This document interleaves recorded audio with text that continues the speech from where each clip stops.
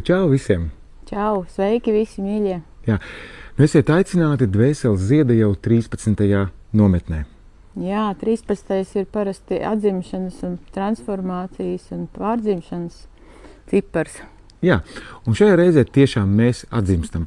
Mēs esam pa šiem 13 gadiem principā sekojuši savam ritmam, jūsu ritmam, un šobrīd atzimstam no jauna, esam jaunā kvalitātē.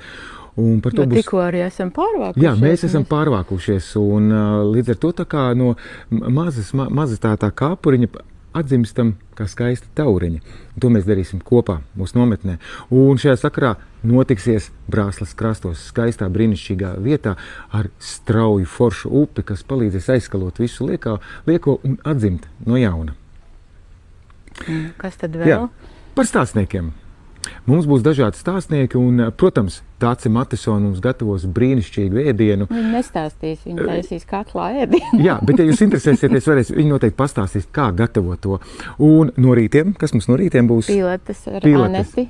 Jā, Anete Rāme būs pilates, un kārtīgi mēs pastaipīsimies, bet nenobīstieties. Katram būs absolūti tajā līmenī, kā viņš varēs un kā viņš gribēs darboties. Tad mums būs... Tad mums vēl ir divas Anetes. Jā. Viena ir ar elpošanas praksi, un otra ar visu jau, no ko viņa brīnišķīgi var izveikt. Antra dzinterniece ar skaistiem skanošiem Tibetas traukiem. Jūs jau viņu pazīstat, būs forši. Un, protams, mēs abi divi neatveiramā Santa ar krāstarpī un visādiem citiem brīnumiem, ko viņa arī no jauna mācās. Un Māris. Jā, ar skaņastarpiju, un te jau redzēs vēl kaut ko pieliksim klāt interesantu. Redzēsim, kāda kompānija būs un ko jums tad īsti vajadzēs. Bet pats svarīgākais, dodamies uz www.dvēselezieds.lv, piesakamies nometnē un tiekamies Brāslas krastos no 19. līdz 21. augustam. Čau! Čau, čau!